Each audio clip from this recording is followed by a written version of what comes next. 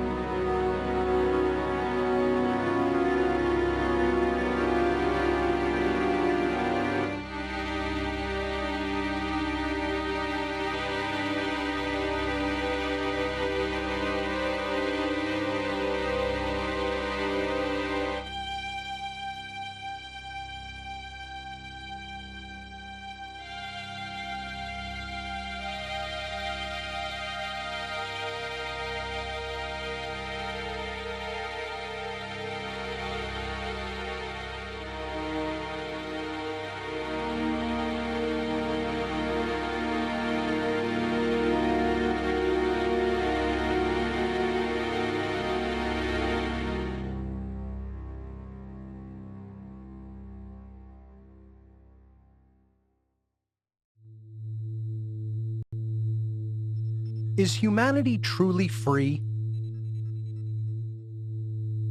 Are there universal laws in effect that apply to human behavior? Does our knowledge or ignorance of these laws impact our collective freedom as a species? This documentary will explore these questions and our current understanding of universal forces that affect the daily lives of each and every one of us. I'm an independent researcher and public speaker from Philadelphia, Pennsylvania. I lecture on the topics of human consciousness, morality, freedom, occultism, symbology, and spirituality. Many years of unique life experiences have afforded me an extraordinary perspective on the current human condition. Through my website, whatonearthishappening.com, I continue to explore these topics with a worldwide audience. I grew up with a traditional Roman Catholic family background in South Philadelphia. During my grade school years, I began questioning the beliefs and motives of organized religion, recognizing it as a system designed to control human thought and understanding. My unanswered philosophical and sociological questions eventually turned to discontent and anger. This drove me to seek out what I considered at the time to be the polar opposite of religion. My subsequent life path led me into membership and influence of what I now refer to as the dark occult, what most people might call nefarious secret societies. But what actually is the occult?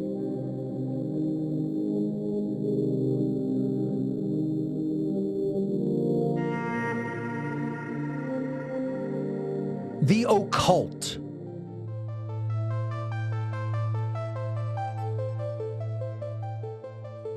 What does the word occult mean? Occult? It means maybe supernatural or, yeah. Occult. Mystic, unknown, kind of stigmatized. It's funny, I think by society it generally has a negative connotation. I'm not sure I could actually define it. I think it's like palmistry, voodoo, like spirits, things like that. Ouija boards maybe. I guess anything that isn't Christian would be considered a cult. Spiritual. Like something with a strong following, right? I don't know, honestly. I don't know. I have no idea. The word occult simply means hidden.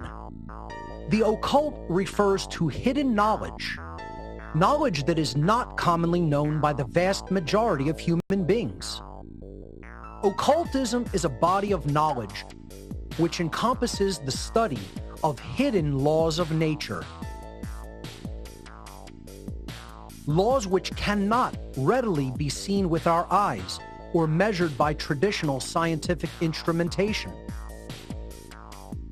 I became aware that the groups of occultists with whom I became involved were comprised of an eclectic array of people from every walk of life and every social institution, including politics, banking, media, law, military, law enforcement, entertainment, technology, medicine, and education. Among their ranks were many people of great influence and power, all working together toward one common goal: to increase their own collective power at the expense of everyone else's rights and freedom. These dark occultists are able to do this because they have access to hidden knowledge to which the overwhelming majority of humanity still remains ignorant. These occult manipulators are actually master psychologists who utilize their deep and ancient knowledge of the human psyche and the hidden laws of nature to deceive and manipulate the masses of humanity into total subservience to their will. This allows the occult manipulators to easily convert their knowledge differential into a power differential in our world.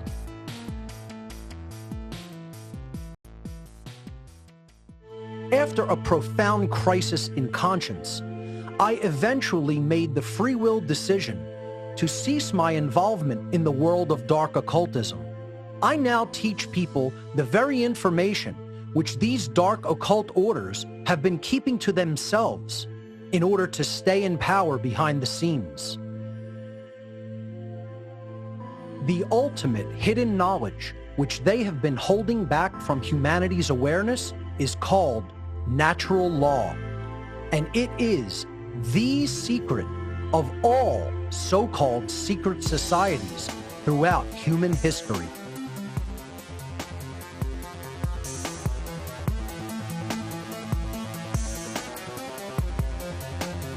Natural law.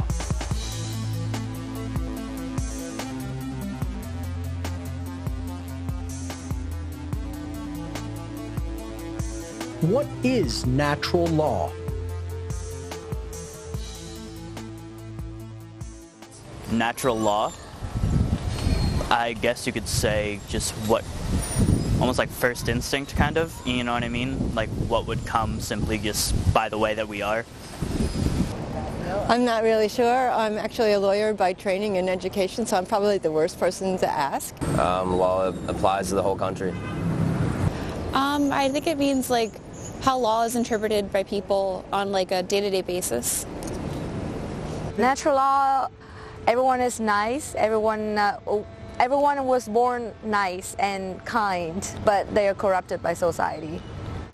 The term natural law, I mean, if you break it down I guess in regular terms, it would mean, damn, actually, now that I'm thinking about it, I don't know what natural law means. To understand what natural law is, we must first know what it most certainly is not. Natural law is definitely not, and has absolutely nothing to do with Darwin's theories on evolution, the Darwinian survival of the fittest, the so-called law of the jungle, or the so-called natural order of nature as a dog-eat-dog world. So, what actually is natural law? The definition of the word natural is inherent to and having a basis in reality and nature. In other words, not man-made. The definition of the word law is an existing condition that is both binding and immutable. Binding means having an effect that cannot be escaped. Immutable means unable to be changed by anything or anyone. Natural law, therefore, is a set of universal, non-man-made, binding and unchangeable conditions which govern the behavioral consequence of beings with the capacity for holistic intelligence. Natural law governs the aggregate or collective, free will behavioral choices of entire populations by manifesting the consequences of the behaviors that we choose. The consequences which we receive are always dependent upon whether our chosen behaviors are either moral or immoral, or in other words, right or wrong. While we all have free will to choose which behaviors we will conduct, we are not insulated from the moral consequences of our behavioral choices. Natural law is a body of laws that operate within the unseen or non-physical realm, so they may be considered to be occulted or hidden laws of nature. These laws are built into the fabric of reality, just like gravity and electromagnetism. However, since these governing dynamics operate in the non-physical realm, human beings must incorporate a much wider worldview in order to recognize and accept the existence and operation of these laws. The understanding of natural law is absolutely not a belief system or a religion. The workings of natural law can be discovered and understood through its observable, measurable, and repeatable effects in our world. In other words, the understanding of natural law actually constitutes a science of morality, which requires no belief or faith. Belief or disbelief in these laws is completely irrelevant, as they exist as surely as any physical law, such as gravity, which we take for granted in daily life. Natural law is also known as moral law, cosmic law, universal law, spiritual law, the law of cause and effect, consequentialism, the golden rule, karma, and many other names. Why is understanding natural law so important? The understanding of natural law is critically important to human beings who seek to live in freedom and peace together. Since natural law delivers the consequences of an entire society's behavioral choices based on whether their behavior is moral or not, it is of fundamental importance for human beings to know with certainty what the difference between right behavior and wrong behavior actually is.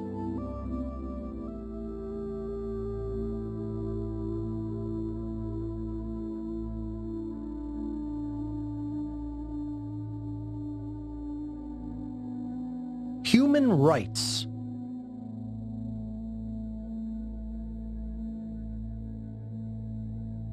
Do human beings have inherent rights? Yes. Yes. Yes. Yes. Of course. Yeah, they do. Yes. Yes. Oh, absolutely. Absolutely. Yeah, I think every human has the right. Human beings always should have rights, no matter where you're from, no matter your religion, your sex, no matter whatever. They should always have rights. What is the definition of a human right? A human right is something that, by the fact that we exist as individuals, we're entitled to just by the nature of being. Something that a human being would need in order to thrive. Something provided to a human just for existing. Something that everyone deserves, like just being born and being alive. The right to have like shelter and food and water and like basic necessities. You know, I want to go with life, liberty, and the pursuit of happiness, essentially. But food, shelter, and basic needs, I think, are human rights. Human right, I think it's, I don't know, I guess something allowed to a human, I guess. Every human being deserves something, and that would be a right. And an example of a human right would be safety. A right is an action that does not initiate harm to another sentient being. Most human beings cannot correctly provide that simple definition when asked. This is the primary reason that human beings are losing their rights and freedom. How can we possibly keep what we cannot even properly define? A right must be defined in the negative. This means that we can arrive at an understanding of the infinite amount of rights we have by knowing the very small amount of actions that are not rights, actions which are wrongdoings, behaviors which do initiate harm to other sentient beings. This list of harmful behaviors includes murder, assault, rape, theft, trespass, coercion, and willfully lying. If we analyze each of the wrongdoings in turn, we can find that they are all variations of theft in one form or another. Murder is the theft of life which is not rightfully ours to take. Assault is the theft of another's well-being without right. Rape is the theft of free will sexual association. Theft is the stealing of property. Trespass is the theft of the security of one's living domain. Coercion is the theft of free will choice via violence or duress. And willfully lying is the theft of necessary information, which negatively impacts someone else's ability to engage in informed decision-making. These immoral behaviors constitute the very definition of violence. Violence is the initiation of harmful behavior against other sentient beings. The list of harmful behaviors just explained are transgressions against natural law because they are violations of the inherent rights of others. To violate the inherent rights of other beings through theft is actually what is meant to conduct violence. Since all wrongdoings are forms of theft, the natural law of moral conduct can ultimately be summed up in two words: don't steal.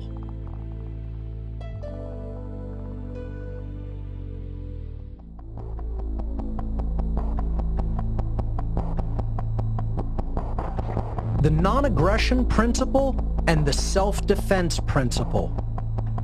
The non-aggression principle is one of the main principles of natural law. This principle means that it is morally wrong to initiate aggression or violence upon other sentient beings. This brings us to another important principle of natural law, the self-defense principle. Individuals always reserve the natural right to use physical force to defend themselves against acts of violence conducted upon them. Self-defense is not and should never be considered to be violence. Self-defense against violence is an inherent right of all sentient beings. Do human beings have the right to defend themselves against aggression? Yes. Yes. Yes. Yes. Yeah. Yes. Yes. Yes. Yeah. If the aggression is physical, I would say yes. If physical force is acted on them first.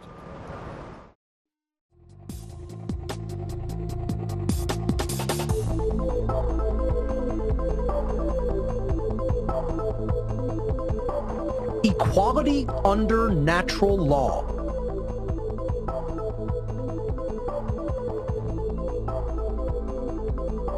Does everyone have the same rights? Or do some people have more rights than others? I think people should have rights that are equal to everybody else. I think in a perfect world, everyone would have the same rights, but as the world is right now, people don't all have the same rights. Not everyone has the same rights. Some people have different rights, some money, or privilege, class, things like that. In reality, some people have way more rights than other people. There's definitely some rights that some people possess and others don't.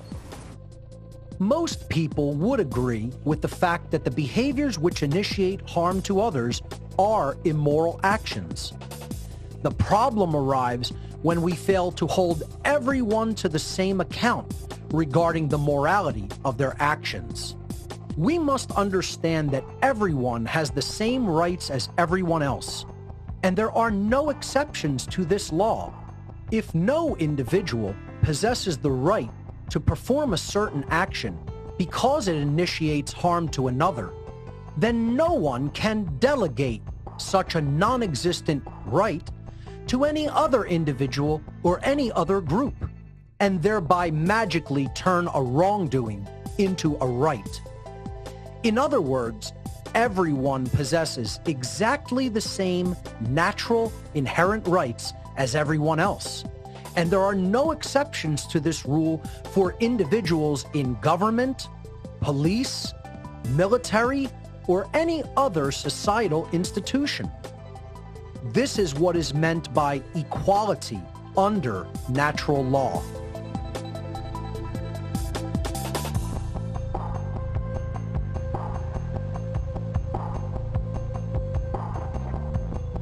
Legality does not equate to morality.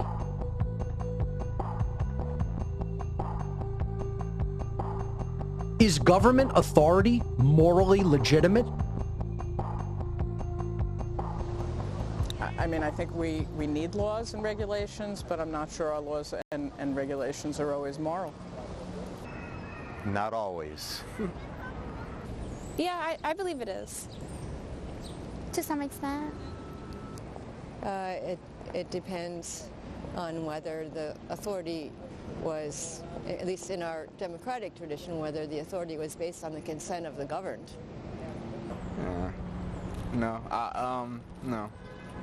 No, I feel like we'd be fine without it. If the laws of man happen to align with the natural laws of morality, then they are, by definition, redundant and therefore unnecessary. If man's law is in opposition with natural law, and therefore false and immoral, it can never be legitimately morally binding upon anyone. Because something is either legal or illegal does not make it moral or immoral. Recognizing this, we can then arrive at the correct understanding that all so-called human authority is morally illegitimate because it is not voluntary, and it is based upon coercion, and violence, which is itself immoral behavior.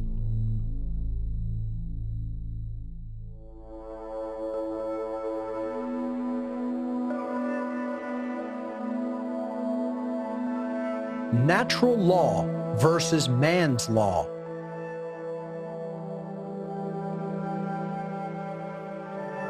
Does government authority exist in nature?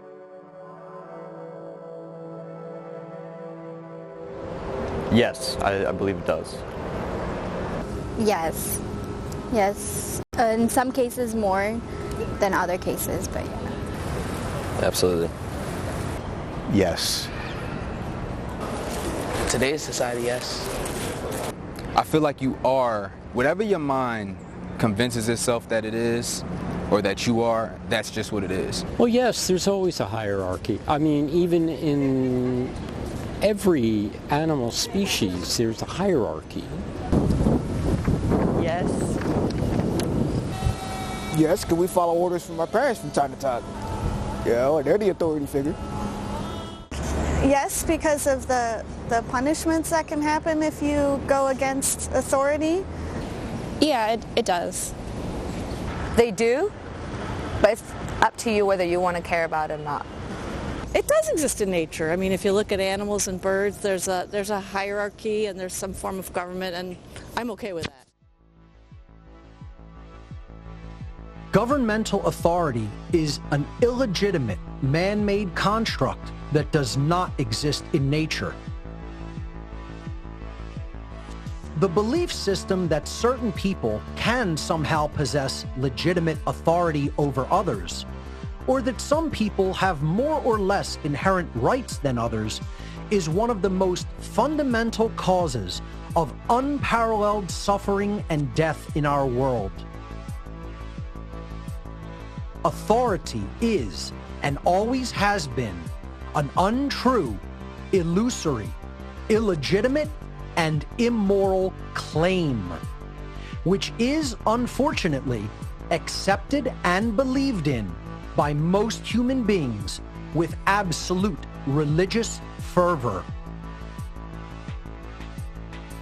The so-called delegation of authority to politicians, police, and military is inherently morally illegitimate and cannot actually be done in nature, since it is impossible to bestow or delegate a, quote, right to someone else, which no one possesses as an individual.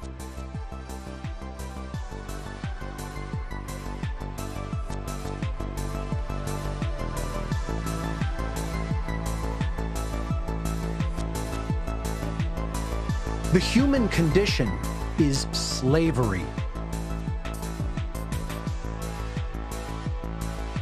Is taxation by government morally legitimate? Yes, it's morally legitimate because there are people who are not, yes, I'm just going to say yes. Yes, because we need to fund things. To some extent, but I think it has to be fair taxation.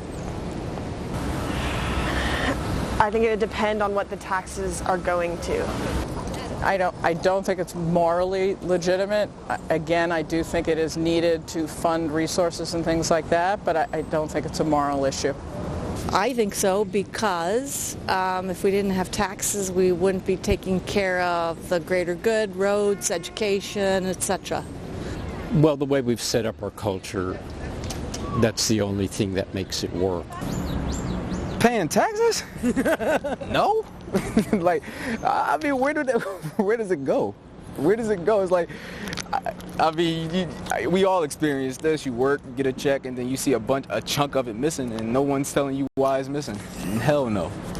Yeah, no. Money and taxes, I think there's a lot of bullshit involved because a lot of money is thrown around, like huge amounts of it, at things like politics and war, and a lot of taxes go into things that aren't really helping most people. They're helping a few people do not so good things. Taxation is theft enforced by the threat of coercion and violence.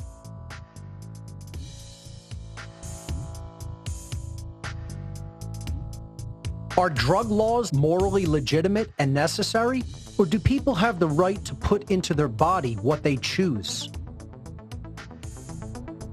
If society is charged with the responsibility of funding the health and welfare of everyone in society, then I think there should be laws that prevent people from incurring health risks they would not otherwise occur had they not taken the drugs. If they promise never to leave the house, but that doesn't happen, so yeah, we have to babysit people, unfortunately. In my experience, it's kind of like it is their own choice for what they put in their bodies. But at some point, you do want the government to step in because you don't want it to become like an entire crisis where you're losing like an entire portion of your country's population due to that drug. Yeah, so people have the right to put whatever they want to their body, but they also must not let that affect other people around them. Well, I do not agree with all of the laws, and I think that to a limit that everyone has a choice on that, but I don't think that it should be readily available if it's toxic. Depends on the drug and how bad it is for you.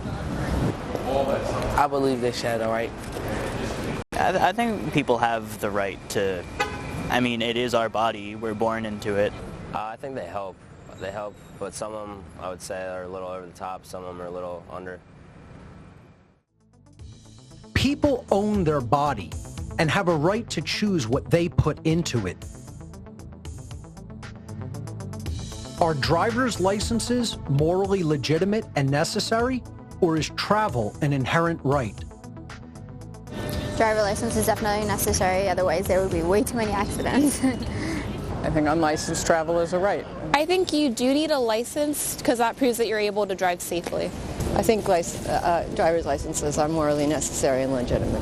I would want someone who's going to be driving a car to know how to drive a car, so yes, I would say that driver's licenses are pretty necessary.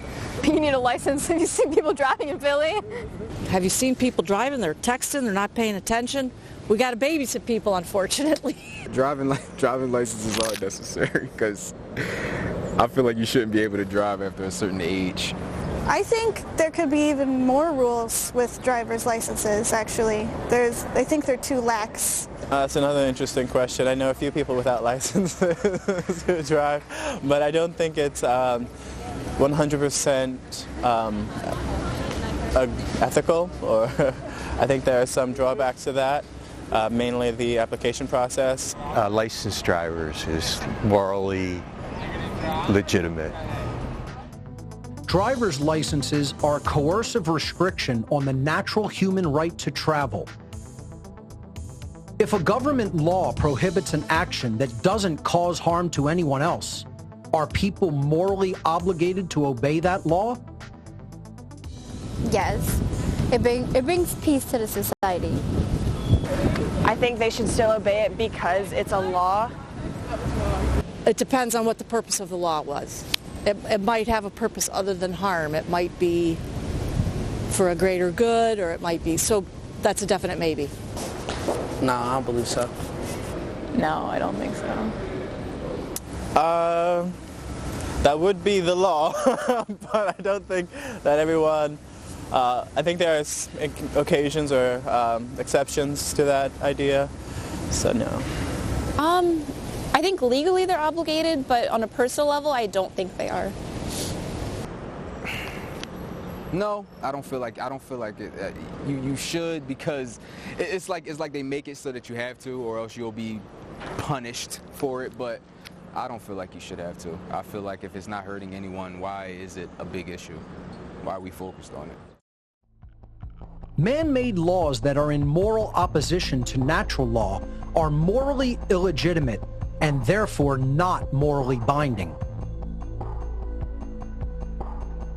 The only legitimate human interactions are those which are voluntary, meaning they are mutually agreed upon by all of the involved participants. Man-made laws, including those which decree and enact behaviors such as prohibition, taxation, and licensure, are not voluntary in any way. They are commands of compliance, which are always backed by the threat of violence or actual violent behavior. Man-made laws are arbitrary decrees of a ruling class calling themselves government, who are believed to possess a magical right to rule. Their subjects, the people living under their so-called jurisdiction, are believed to have a moral obligation to obey this ruling class's arbitrary commands called laws.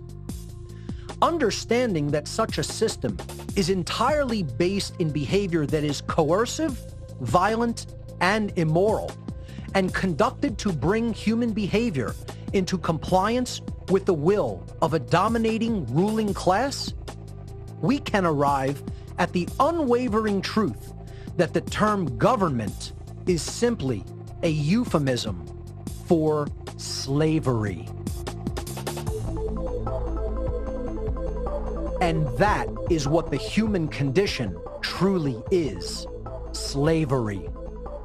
Slavery exists when certain individuals make a claim upon the body or the fruits of the labor of others, making them subject to them through violent and coercive means. Slavery can exist in an overt form, in which those being enslaved are physically imprisoned and subject to the confiscation of all their labor. Or slavery can exist in covert form, where mental manipulation is used to legitimize or justify the duress, coercion, and violence that is used to perpetuate the immoral conditions in which people are unjustly kept. Platforms to push their own personal bias and agenda to control exactly what people think, and this is extremely dangerous to our democracy. There is a reason the condition of human slavery continues on and on.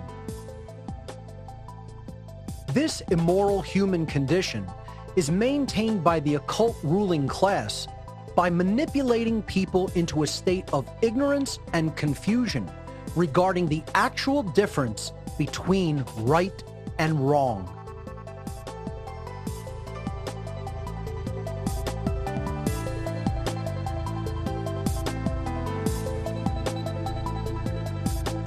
Objective morality. Is morality objective or subjective? I think morality, to some extent, is human interpretation, but there is a clear right and wrong on other topics. I think it depends on, definitely depends on who you are, because a different person can see it a completely different way. You get what I'm saying? I think it depends on the situation. I believe morality is based on opinion. I mean, I don't really believe that you're necessarily born with a good or bad morale. It's basically based on your life circumstances. I think it's definitely subjective. I think it depends on opinion and the situation. I think it's dependent on human opinion. No, I don't believe that there's such thing as objective morality. I mean, I'm inclined to say that it exists, objective morality, but I don't think that we have the capacity to understand something that all-encompassing. I think morality is objective. Objective, I mean, mostly on human perception, but I'd say there's like a societal viewpoint, It's a tough question. The way I feel about it is if you're not hurting anyone and if it makes you happy, why not? Sadly, I think it's subjective, and that it's open for agreement or discussion, kind of. I think it's written in. I think it should be pretty clear. I think it's written in stone, and it's to some point with some opinion, I guess. I don't think it's written in stone. I think it is subjective, actually. I think it's subjective. Yeah, okay. I personally think it's more objective than relative. The difference between right behavior and wrong behavior is objective, meaning it is not based upon the perceptions or opinions of human beings, but rather such a difference in behavior exists in nature, purely independently of subjective human perception or opinion. Morality does not change based upon feelings, religion, belief, location, time, or the preferences and whims of man's law. These things have no bearing upon true morality. What is moral in one place and time is moral at all places and times.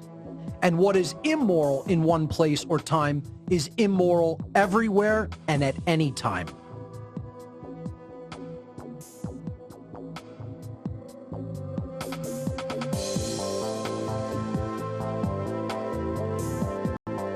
Conscience. The knowledge of this objective difference between right and wrong behavior is called conscience. Conscience is the knowledge of whether any particular behavior in question does or does not initiate harm to another, and therefore whether it is right or wrong. The problem is that most people do not possess this knowledge, or they are extremely confused regarding it. To behave with right action is moral, and to behave with wrong action is immoral. Yet this fundamental understanding is often grossly misunderstood. People do not get to decide what morality is. Morality is based upon whether an action initiates harm or not. This dynamic exists inherently in the natural world. Where do human rights come from? Religion, government, society.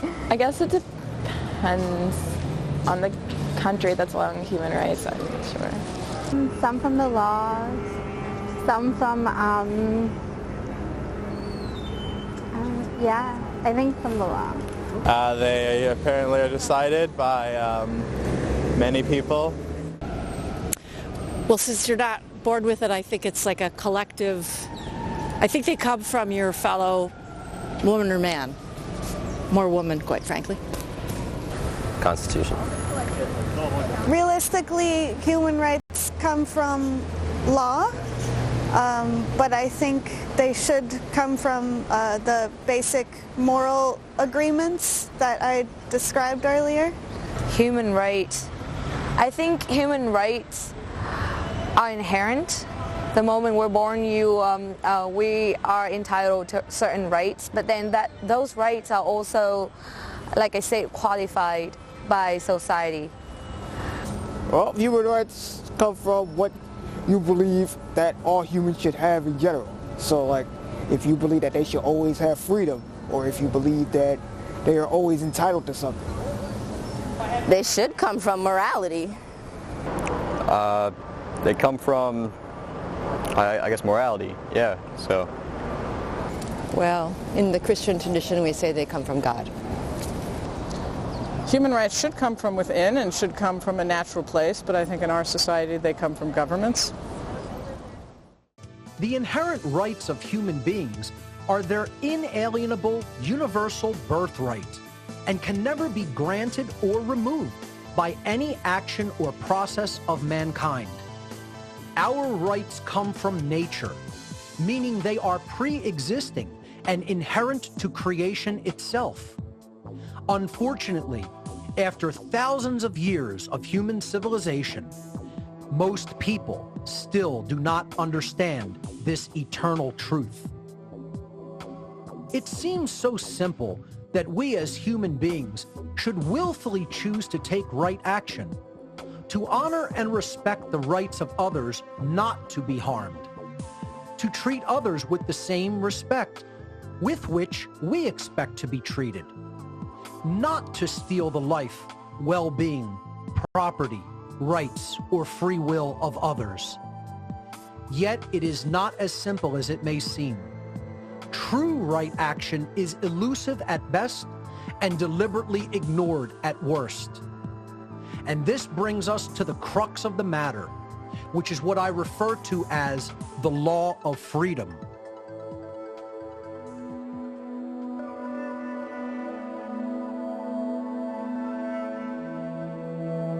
The law of freedom. The law of freedom governs the states of freedom or slavery of entire populations of beings who possess the capacity to comprehend the objective difference between moral behavior and immoral behavior. The natural law of freedom dictates that as a society collectively becomes more moral, they collectively become more free. And as a society collectively becomes more immoral, they collectively lose their freedom and become more enslaved. The freedom or slavery of an entire society is hinged upon whether that society behaves in the aggregate morally or immorally. Since most people still do not truly know the objective difference between right and wrong behavior, they are constantly making judgments that do not align with natural law. As more and more people act in such an ignorant capacity with respect to natural law, this conduct becomes a fundamental source of disorder and chaos in our society as a whole. In other words, the law of freedom could be summarized like this. As the aggregate moral behavior in any given society increases, the aggregate freedom of the members of that society also increases. And as the aggregate moral behavior of any given society declines, the aggregate freedom of the members of that society also declines. Even more simply put, as morality increases, freedom increases. And as morality declines, freedom declines. Therefore, human freedom is entirely dependent upon educated judgments that align with natural law-based morality, the objective knowledge of the difference between right behavior and wrong behavior. Believe it or not, you have just been given the secret of secrets of all secret societies throughout human history.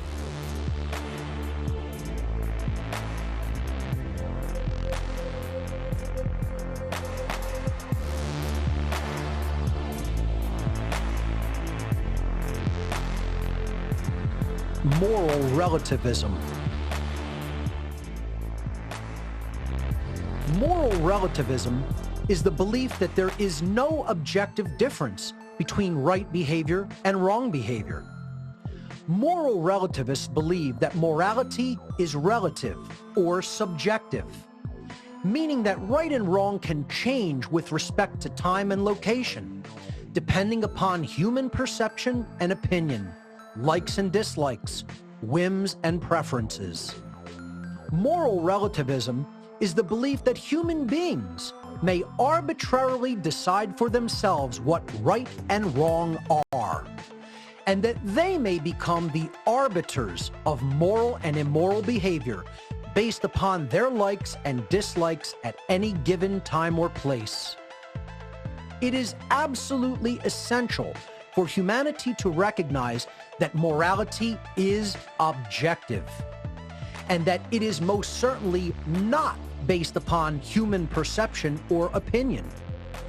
There is definitely an objective difference in nature between moral behavior and immoral behavior, because moral behavior does not initiate harm to others, whereas immoral behavior does initiate harm. These dynamics exist within and are inherent to the natural world. The prevalence of moral relativism in human society today is one of the main factors which solidifies slavery as the current human condition. Since aligning human behavior with natural law hinges upon knowing the objective difference between right behavior and wrong behavior, if most members of a society accept that there is no truth regarding those objective differences, that society can never consistently behave morally, and therefore they can never truly be free. True freedom can never exist in a society that embraces moral relativism, a society where people believe there is no objective difference between right and wrong behavior. Knowing the objective difference between right and wrong, and then willfully choosing right action over wrong action, is the foundational basis for the manifestation of the condition of freedom. If human beings remove that foundation by declaring that there is no objective morality, they will never be able to manifest a condition of genuine freedom in their lives. Understanding true objective morality will help humanity to recognize the fundamentally flawed belief in the legitimacy of human authority and government. By doing so, human interaction can become voluntary and free from the immorality of violence and coercion. If we want a world based in real freedom, we must understand that truth is independent of our perception and that objective morality exists and we can come to know it. If people learn the true difference between right and wrong behavior, humanity can become and remain free. If human beings continue to refuse this knowledge and continue to accept erroneous beliefs such as authority and moral relativism, humanity is going to remain enslaved.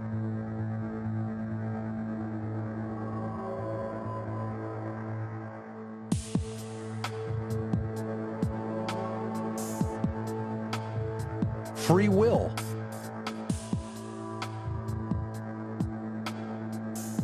Do human beings have free will? We think we do, but I don't believe so.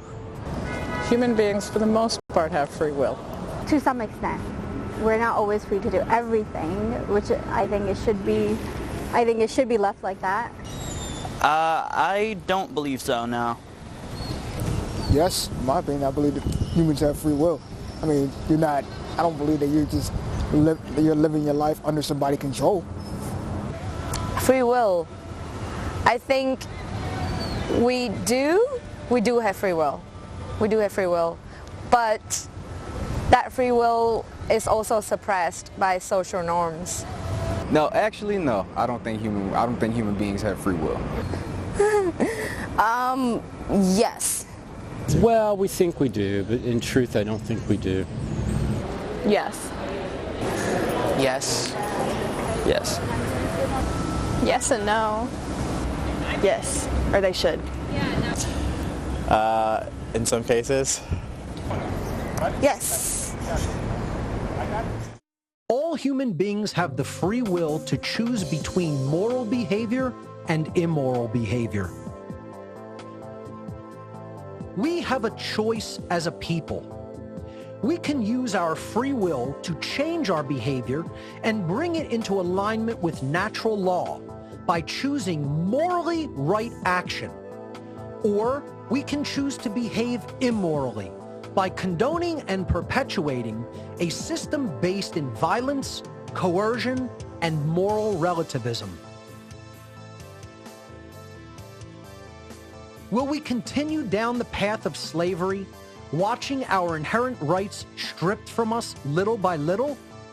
Or will we embrace the moral principles of natural law and create a society where each individual's life, rights, and freedom are respected and protected because we recognize our inherent sovereignty and the sovereignty of all other sentient beings? The law of freedom will manifest our reality in either direction based upon our collective moral choices.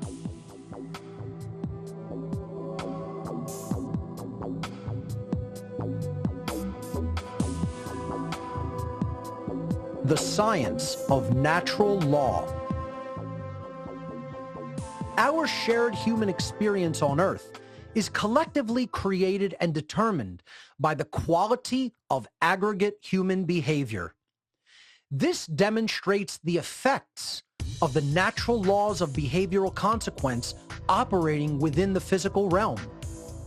Our free will-based behaviors operate in what is known as the plane of causality, because our behavior is the underlying cause of the physical manifestations which result in the world.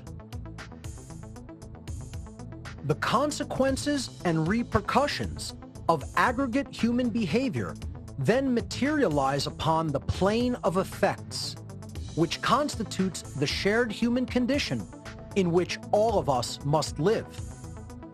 Our aggregate thoughts regarding morality are transformed into the aggregate behavior of our species, and that behavior is then transformed into resultant conditions and consequences.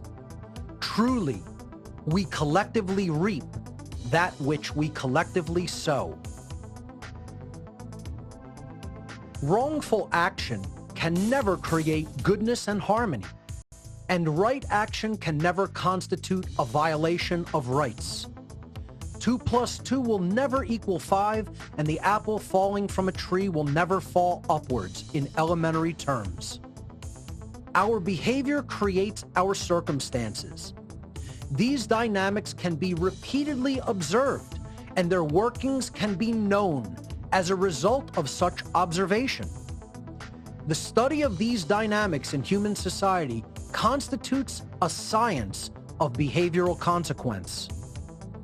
All living beings are endowed with self-ownership as an inherent birthright, and therefore possess the natural right to exercise their own free will to live in sovereignty, free from the initiation of harm or coercion by other human beings. These principles of human freedom and rights are the very basis of morality and are governed by the spiritual laws of behavioral consequence. Any and all violations of these principles are wrongdoings, chaotic actions working in direct opposition to the generative, self-ordering dynamics of natural law as designed by creation itself. Though some may attempt to do so, these laws ultimately cannot be worked around, changed, skirted, or bent to suit human whims or desires. To choose to observe the natural rights and sovereignty of other beings is in alignment with spiritual law, and such choice will create the conditions for freedom to manifest upon earth. To choose to conduct wrongdoings in direct violation of these laws will manifest only chaos and suffering. Human behavior is collectively manifested into our physical reality based upon humanity's free will choice whether to act in harmony with natural law, thus creating the conditions of freedom, or to act in opposition to natural law, thus creating the condition of human slavery. These are the universal, moral, spiritual laws of the universe that govern all of humankind. This is the science of natural law.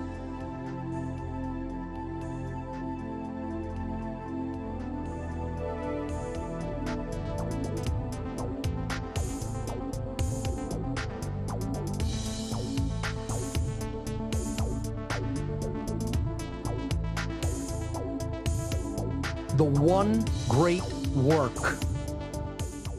My unwavering dedication to delivering the message of natural law in every conceivable form for the past 13 years has gone virtually unnoticed by humanity as a whole, and society continues its rapid descent into immorality, chaos, and slavery. Far too few understand or take heed of my warnings, and even fewer speak out to teach others. I am seeking peers and allies in the war for our very freedom that is before us. Our one great work is to end the human condition of slavery. This arduous task begins with the self and extends to our friends and family, our communities, and our world. Speaking out is an extreme act of defiance because those who are currently in power seek to keep their power by exploiting the ignorance of mankind. There is so much human ignorance in the world today regarding the issue of morality that the situation can seem hopeless. Becoming aware of the level of ignorance that exists, we must also come to see that the only solution to the human condition of slavery is to spread the understanding of natural law and make it common sense knowledge for everyone. The dark occultists who are currently controlling humanity seek to continue to hide this understanding and to prevent it from becoming everyday common sense knowledge on a worldwide scale. Ultimately, this documentary is a call to action for all those who have gained an understanding of natural law and its principles. A lot more teachers are needed to carry this message of freedom to the masses of humanity. There are not yet enough voices doing this. You yourself need to get involved in the effort of spreading the knowledge of natural law. The solution lies in not just knowing it, but in what you do to spread this knowledge once you have come to understand it. Start a podcast, publish a blog, make a video, publish a newsletter, make music and art, contribute resources. Do anything and everything you can to make natural law common sense knowledge to people all over the world. Only with a united effort will we have a fighting chance. We need more boots on the ground in this spiritual war for human freedom. Once you have expanded your worldview to encompass an understanding of the science of natural law, it becomes your personal responsibility to help others to learn these inherent governing dynamics of creation. Our very freedom itself depends on it. This has been an introduction to the philosophy and science of natural law. For further study, please watch my full video seminar entitled Natural Law, the Real Law of Attraction and How to Apply It in Your Life. For more information on my work, please visit my website, whatonearthishappening.com. I recommend studying my podcasts in order, starting from number 1 at your own pace, and watching my video presentations and seminars. Thank you so much for your time and attention.